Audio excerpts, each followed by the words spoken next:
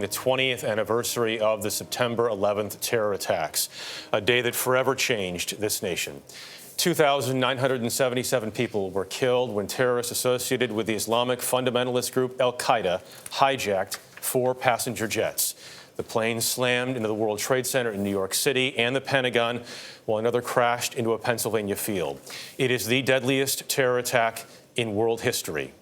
This morning, a remembrance ceremony will be held at the National September 11 Memorial and Museum, located at Ground Zero, the site where the Twin Towers of the World Trade Center once stood.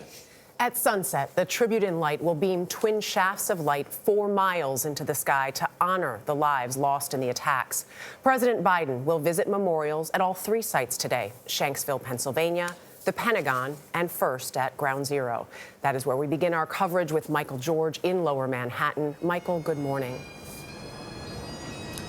Good morning. Family members and guests are beginning to arrive here, and at 8:46 a.m. that'll mark the first of 6 moments of silence. The first marking the exact moment the first plane hit the North Tower. Now, a lot has changed in our lives since 9/11, especially when it comes to safety, and that continues today as security officials are on high alert. You mess with New York, there'll be consequences. New York Governor Kathy Hochul promising a stepped-up and highly visible security presence around today's ceremony. You'll see more people. You'll see individuals with long arms. You'll see them looking a little bit militarized. The precautions are in place, even though there's no specific or credible threat directed toward New York City. Crowds visited the memorial site yesterday. Iowa firefighter Nate Smith brought his children so they could learn what happened that day. Just to kind of pay tribute to fallen brothers and sisters. It's pretty emotional. But it's so hard, whether it's the first year or the 20th. In a recorded statement released by the White House, President Biden urged Americans to not be afraid. 20 years later, Americans are still remembering the victims and the heroes of that day.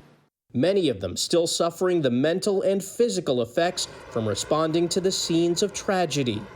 This week, the September 11th Victim Compensation Fund said it believes more people have died from 9/11-related illnesses than were killed in the attacks. The opportunity for those folks to breathe in poisonous materials was there from the very beginning and stayed there as long as that pile stayed on fire and as long as they are moving large amounts of dust. Matt Komorowski was one of the New York City firefighters who answered the call. He and 5 members of Ladder Company 6 survived the collapse of the South Tower. They had stopped to assist Josephine Harris, who needed help going down the stairs.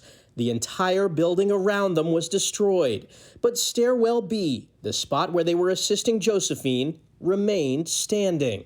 Where she stopped turned out to be the spot we needed to be. All 6 men on the crew and Josephine made it out alive. There were so many other firemen that day that were doing exactly what we were doing. Why we survived, we have no idea.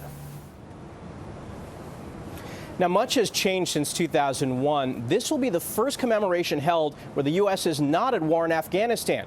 Also, a new skyscraper, One World Trade Center, has been built near the spot where the Twin Towers fell. And right there behind me, you can see the St. Nicholas Greek Orthodox Church. That was destroyed by falling debris on 9/11. Well, last night they held an inaugural lighting ceremony. The church has been rebuilt and will open next spring. Michelle? But oh so familiar to us, the sound of those bagpipes. Michael George, thank you very much.